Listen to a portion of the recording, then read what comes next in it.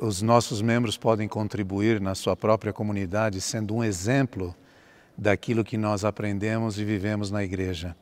Quando somos um exemplo, nós influenciamos vidas e ajudamos as outras pessoas a se tornarem melhores e trazemos a luz de Cristo na vida deles. It's an overwhelming feeling to have President Nelson take your hands in his and extend a sacred call from the Lord. I was grateful that Susan was able to be with me at my side, and I think it's fair to say that we both wept then and later on too. But we felt the love of President Nelson and the love of the Lord and love of our family and the love of the members, and that's made this very tender time. It was a blessing to have my wife with me because she gave me strength and help to receive that calling and to make sure that we trust each other and we can do this together. But the overwhelming feeling that came to my heart was that I felt really humble before the Lord. Being selected to represent the Savior Jesus Christ is something beyond my ability and capacity. My wife has been a great support in my life in everything we did together. Since we started our life together as a married couple, we support each other in our decisions, in the way we teach our children.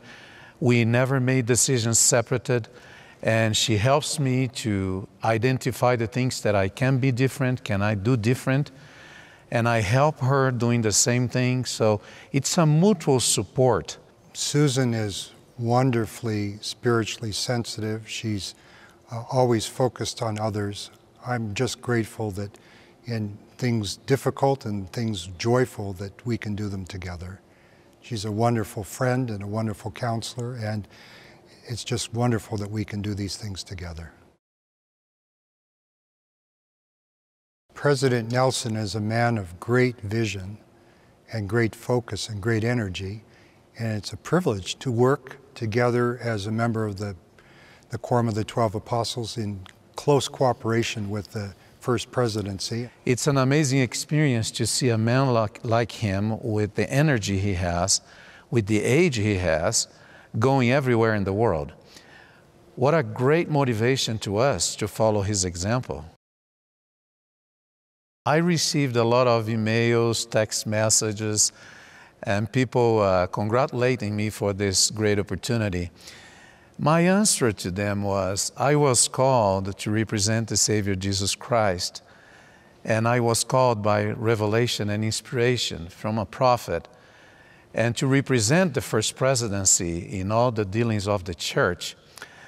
We are not necessarily called to represent a country or a continent. The church and the gospel are for every nation, kindred, tongue, and people. And I think we're grateful that people across the world love and identify with the leaders of the church as we love and identify with them. And we, of course, represent the Savior, and He's the Savior for all mankind. It's such a great privilege to serve in the church, anywhere we have the pleasure and the blessing to do so. It's just a great blessing to be able to serve and to have the support of members and the love of family. It's just a great, great opportunity to say thank you and love to those that we are so grateful to be part of in the church, the gospel, and as children of our Father in heaven. We always serve people, we try to give ourselves to people, but the ones who are really benefited is ourselves. And I'm grateful for that opportunity, and I invite all the members of the church to enjoy this blessing, to be in the service of the Lord anywhere the Lord calls us. It doesn't matter what calling we have. It matters how we serve, how we put our hearts on the service, because we are the ones that will be most blessed than anybody else.